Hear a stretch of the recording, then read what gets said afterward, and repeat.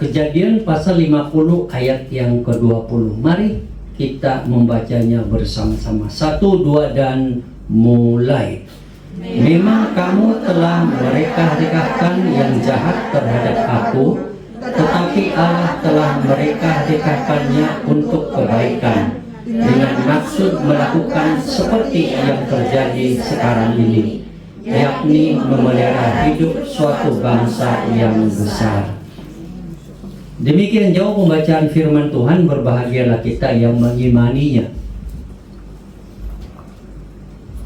Tema firman Tuhan yang akan saya bawa supaya kita renungkan bersama adalah setiap penderitaan yang kita alami ada berkat Tuhan yang tertunda.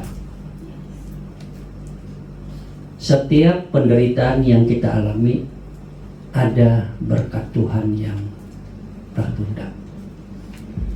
Memang setiap kita saat mengalami suatu penderitaan itu tidak mudah. Dan saat kita menderita, hati kita tertusuk dengan luka yang dalam dan menyakitkan berhari-hari. Kita kecewa, kita putus asa, berteriak. Serasanya hidup ini sudah di titik akhir. Itu adalah reaksi yang sangat normal dan biasa.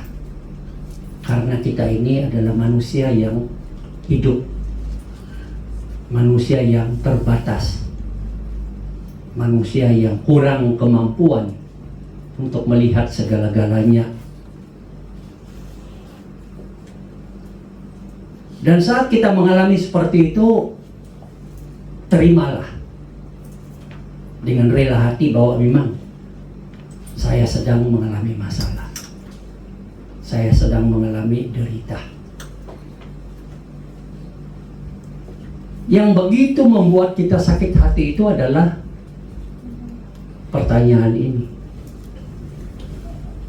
Saya kan anak Tuhan, percaya kepada Tuhan, sudah mengikut Tuhan bertahun-tahun, bahkan aktif dalam kegiatan-kegiatan rohani.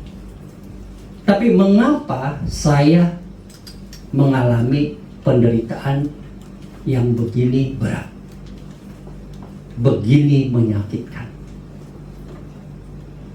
Itu tidak ada jawabannya. Bagaimanapun kita berusaha untuk mencari titik-titik terang dari pandangan atau sudut manusiawi, tidak bisa. Dan kita tidak mampu karena kita terbatas. Jarang sekali kita mau bertanya seperti ini.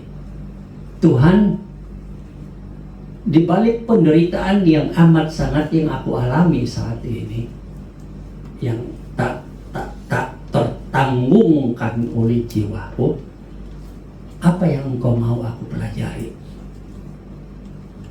Apa yang mau Engkau supaya aku melihatnya?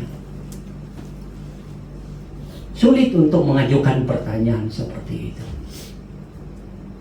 Walaupun di balik pertanyaan itu sebenarnya ada suatu keinginan yang besar untuk percaya bahwa setiap pengalaman pahit atau derita ada maksud Tuhan. Saudara sekalian, inilah realita kehidupan. Kita tidak bisa tidak mengalami masalah penderitaan.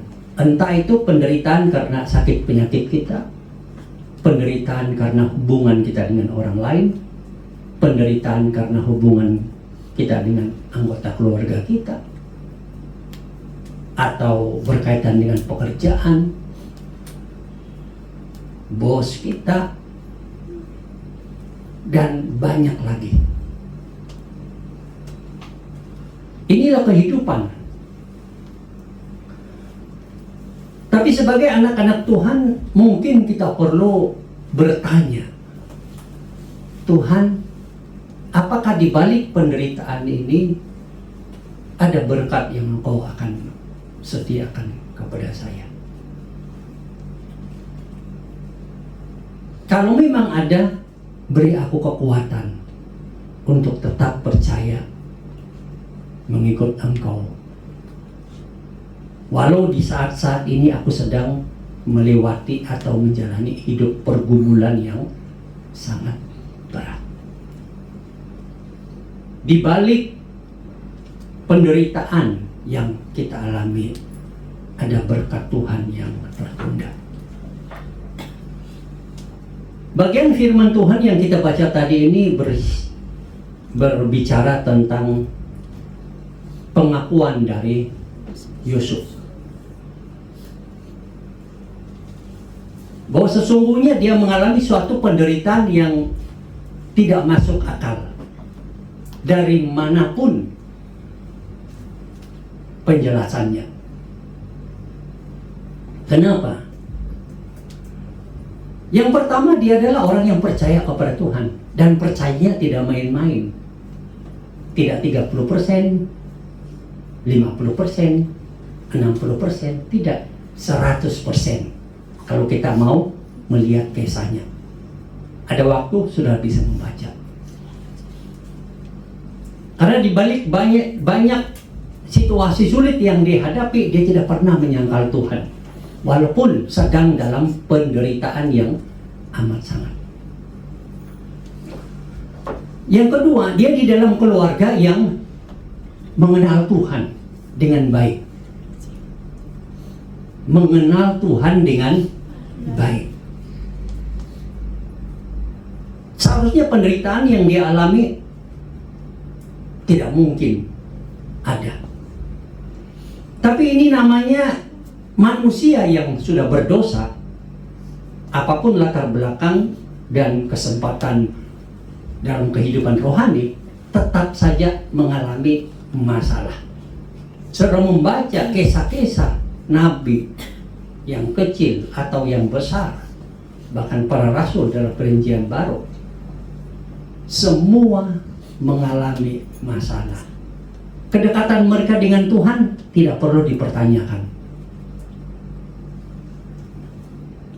tetapi masalah tetap datang menghimpit jiwa mereka, membuat mereka menderita, bahkan ingin mati rasanya. Yusuf mengalami masalah, yaitu dia dibenci oleh saudara kandungnya. Kalau tetangga masuk akal,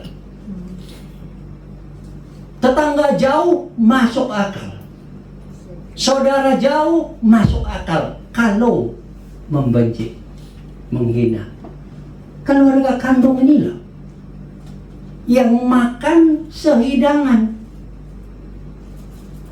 makanan yang sama, rumah yang sama, ayah yang sama. Tapi kok saudara-saudaranya itu membencinya karena iri.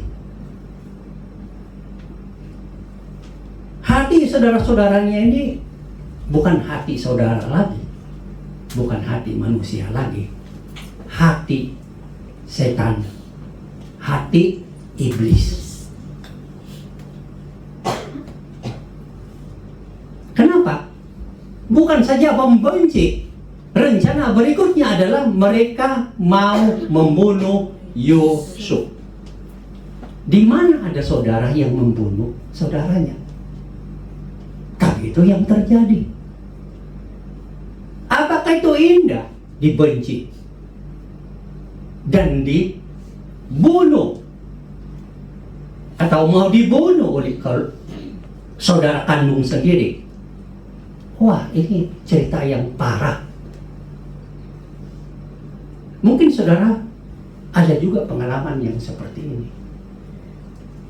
Mungkin mereka tidak memakai pisau atau apa dan mengancam bagaimana untuk membunuh. Tapi rada-rada ke arah itu ada. Menghabisi, menghancurkan, entah apapun alasannya. Saudara kandung adalah manusia yang berdosa. Manusia yang berdosa bisa dipakai oleh iblis. Bahkan bisa dirasuk oleh iblis.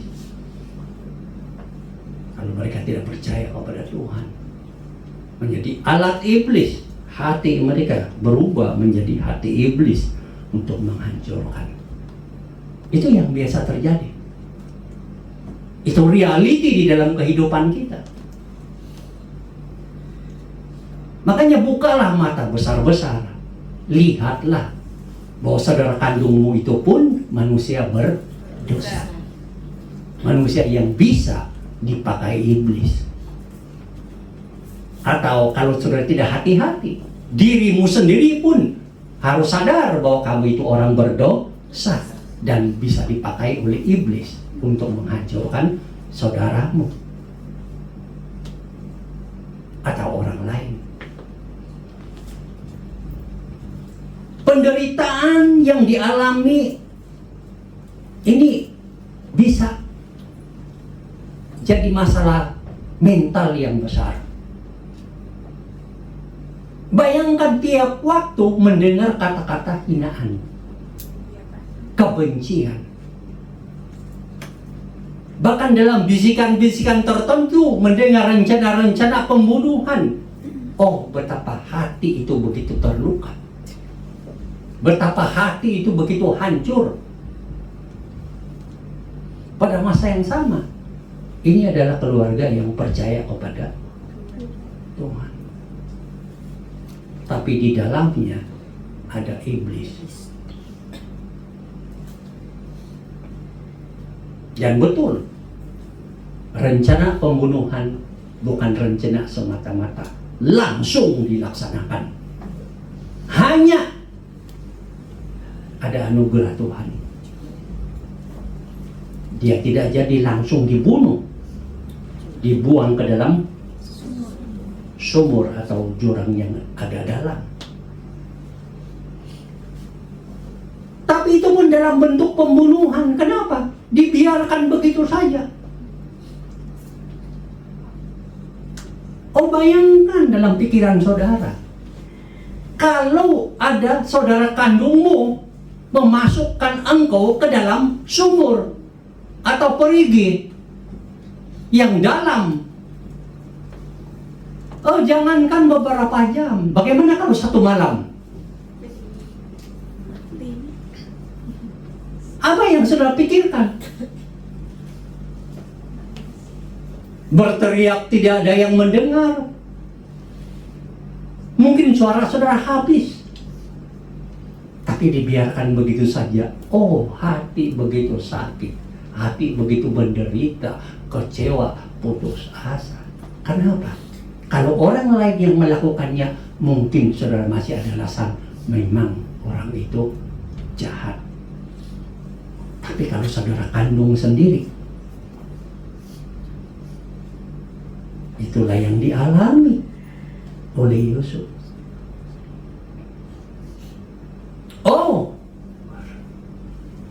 rencana pembunuhan membuat penderitaan yang amat sangat dalam komunitas keluarga ini, dan pembunuhan ini membuat hatinya hancur. Tapi saudara-saudaranya akhirnya tidak jadi membunuh,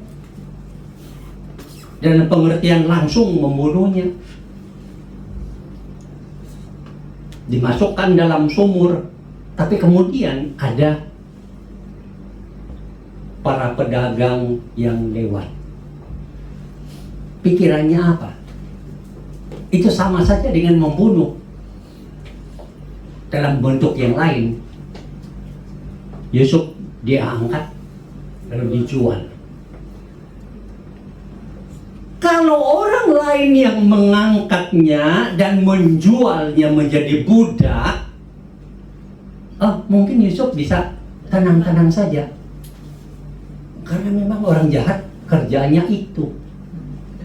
Loh, inilah kakak kandungnya, saudaranya, yang tiap hari makan satu meja, makanan yang sama, keluarga yang sama, ayah yang sama, ibu yang sama barangkali.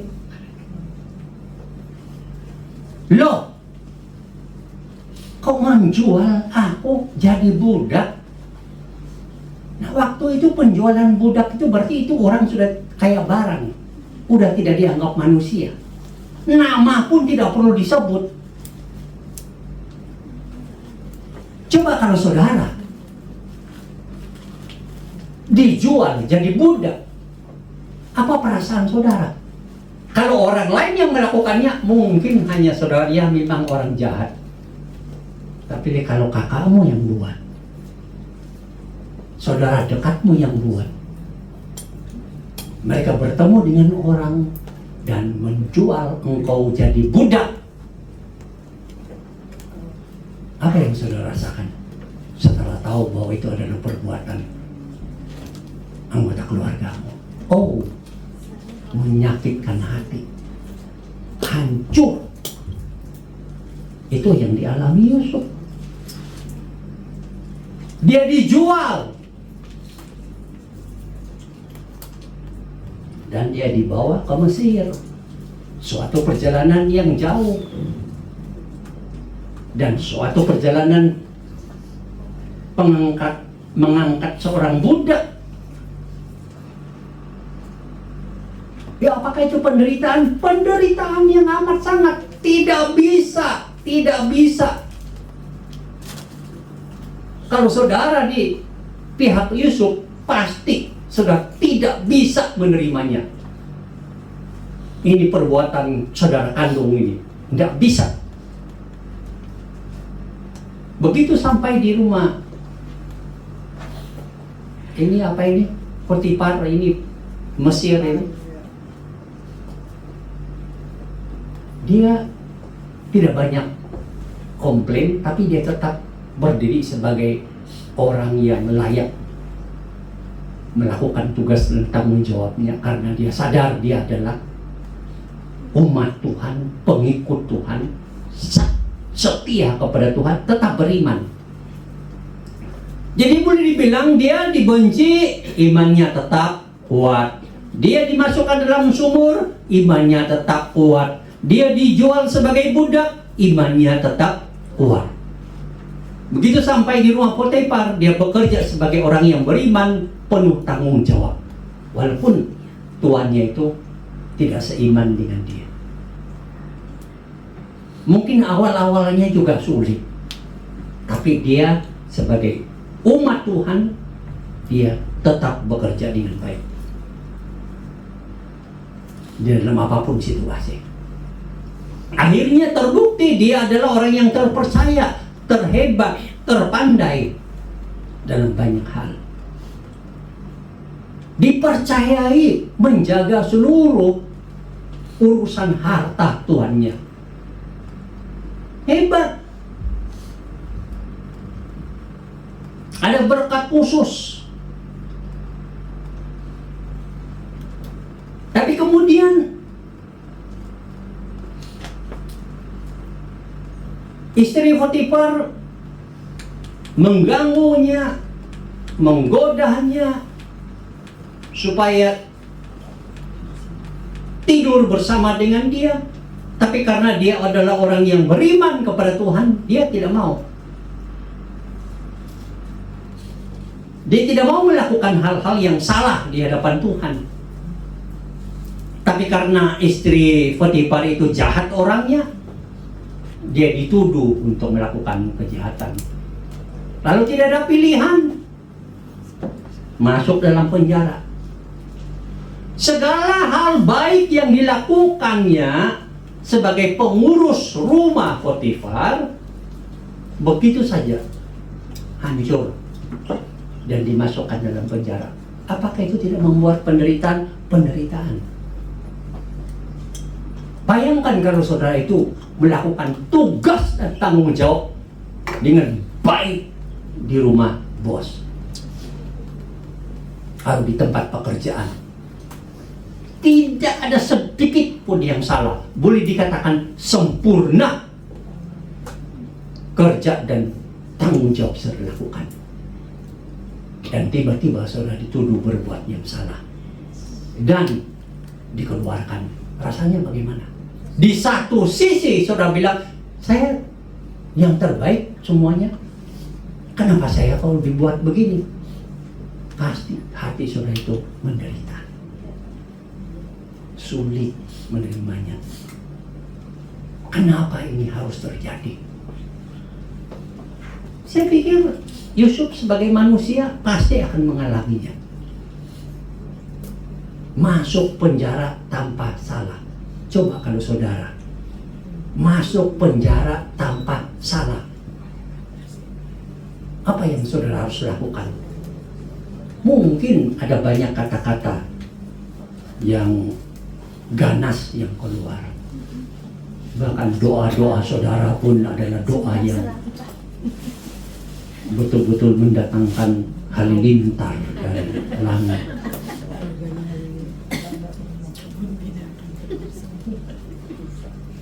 Oh, dia dimasukkan dalam penjara. Penjara. Dia suka nggak itu? Enggak. Penderitaan nggak itu? Penderitaan. Tapi beberapa lama di penjara, kita melihat dia menjadi petanggung. Dia sadar dia adalah umat Tuhan, pengikut Tuhan, melaksanakan tugas dan tanggung jawabnya dengan baik walau di penjara. Akhirnya dipercayai jadi pemimpin.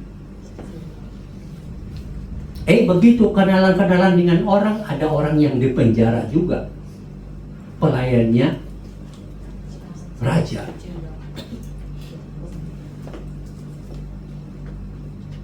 Terus ada penyataan, terus dia bilang, kamu, hai juru minum raja, kamu akan diambil lagi, kerja lagi di sana. Dan betul terjadi. Oh, tiba-tiba raja mengalami satu situasi yang sulit.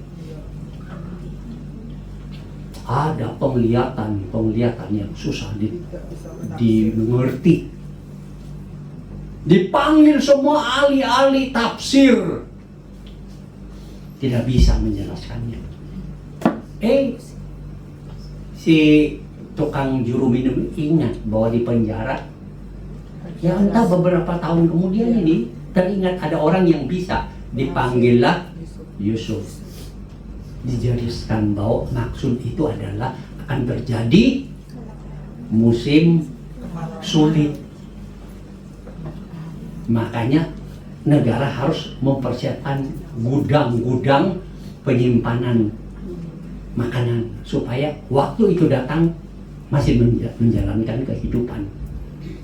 Akhirnya Yusuf, kita tahu, diangkat jadi penguasa nomor 2, raja di seluruh Mesir. Tidak ada orang yang bisa keluar Mesir tanpa seizinnya. Berkuasa, segala diurus dengan baik. Oh, luar biasa. Orang ini orang asing loh. Bangsa juga asing. Seharusnya yang dijadi penguasa nomor 2 di Mesir itu adalah sebangsa dan setanah air, sesuku bangsa. Tapi kenapa dia harus yang jadi? Nah, kita melihat di sini juga akhirnya Kanaan mengalami situasi yang sulit. Makanan tidak ada di sana. Akhirnya saudara-saudaranya yang dulu membunuhnya, menjualnya, mengkhianatinya, membuangnya, menghinanya, datang ke Mesir cari makan. Dia tidak tahu penguasa nomor 2 Mesir itu adalah Yusuf. Akhirnya bagaimana prosesnya? Terakhir seluruh keluarganya datang ke Mesir. Dan terjadilah perdamaian. Maka Yusuf bilang, apa? Memang kamu telah mereka-rekakan yang jahat terhadap aku, tetapi Allah telah mereka-rekakannya untuk kebaikan. Dengan maksud menyelamatkan suatu bangsa, bangsa Mesir dan bangsa Israel. Itu semua tujuannya. Nah, kita melihat di sini bahwa penderitaan yang Yusuf alami memang sulit, tidak bisa diterima, tidak masuk akal, menyakitkan. Tetapi yang kita lihat, dia dihina, dibenci oleh saudaranya, mau dibunuh oleh saudaranya, dimasukkan dalam sumur, dijual sebagai budak, jadi budak, dimasukkan dalam penjara. Dan ini suatu jalan hidup penderitaan yang amat sangat. Dan kalau kita mengikuti atau kita adalah Yusuf pada waktu itu, kita pun tidak tahu apa yang terjadi dengan hidup kita. Paling kita katakan, ya sudahlah, matilah. Kita sudah tidak ada penjelasan. Karena kita tidak tahu. Yusuf pun tidak tahu. Tapi di balik penderitaan ini ada berkat Tuhan yang tertunda. Digenapi saat atau waktu Tuhan yang tepat. Dia diangkat menjadi penguasa nomor 2 di seluruh kerajaan Mesir. Dan dia bisa menyelamatkan bangsa Mesir dan bangsa Israel. Ini adalah berkat Tuhan yang luar biasa. Dalam hidup kita, saudara sekarang ini sedang mengalami masalah yang besar. Siapa yang ada masalah dalam kehidupan, pergumulan, penderitaan dalam kehidupan saat ini, angkat tangan, jangan tinggi-tinggi. Jangan malu-malu. Semua kita ini ada masalah dan penderitaan yang berat. Tapi yang mau katakan ini, rahasianya untuk mendapat berkat Tuhan yang tertunda ini di masa depan kita, ikutilah teladan Yusuf. Dalam penderitaan tetap beriman. Dibenci, dihina oleh saudara-saudaranya, tetap beriman kepada Tuhan. Dimasukkan, mau dibunuh, tetap beriman kepada Tuhan. Dimasukkan dalam sumur, tetap percaya kepada Tuhan. Dijual sebagai budak, tetap percaya kepada Tuhan, beriman kepada Tuhan. Dihina,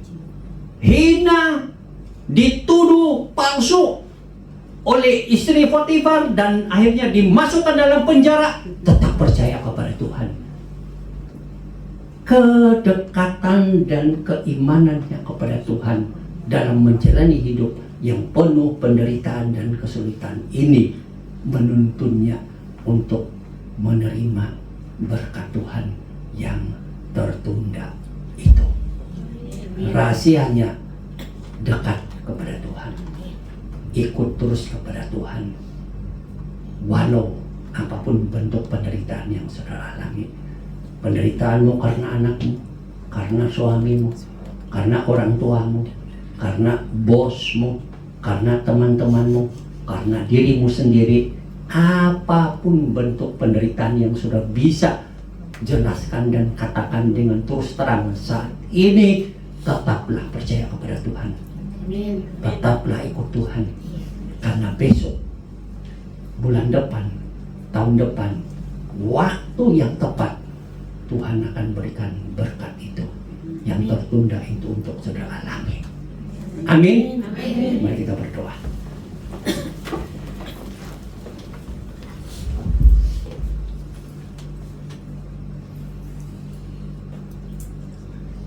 apapun penderitaan yang saudara alami, masalah berat yang saudara alami, pergumulan yang berat yang saudara alami, akuilah di dalam hatimu, Tuhan, aku sangat menderita. Aku sangat berbeban berat. Aku tidak bisa menanggungnya dengan kekuatanku. Akuilah bahwa engkau sedang mengalami masalah berat.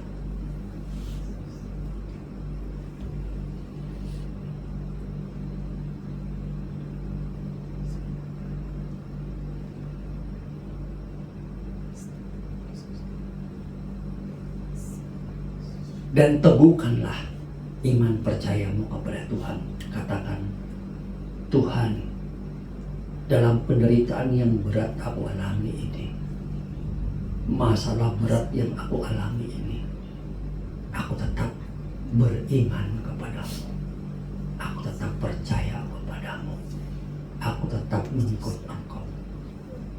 Katakan itu sejujurnya di dalam hatimu.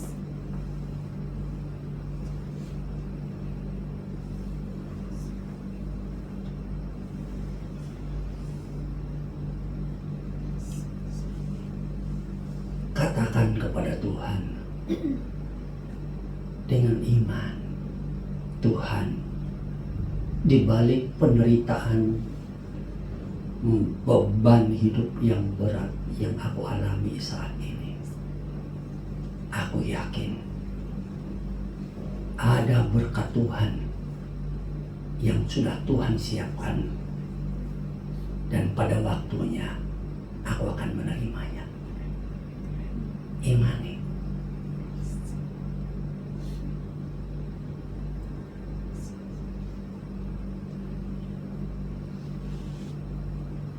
Ya Tuhan,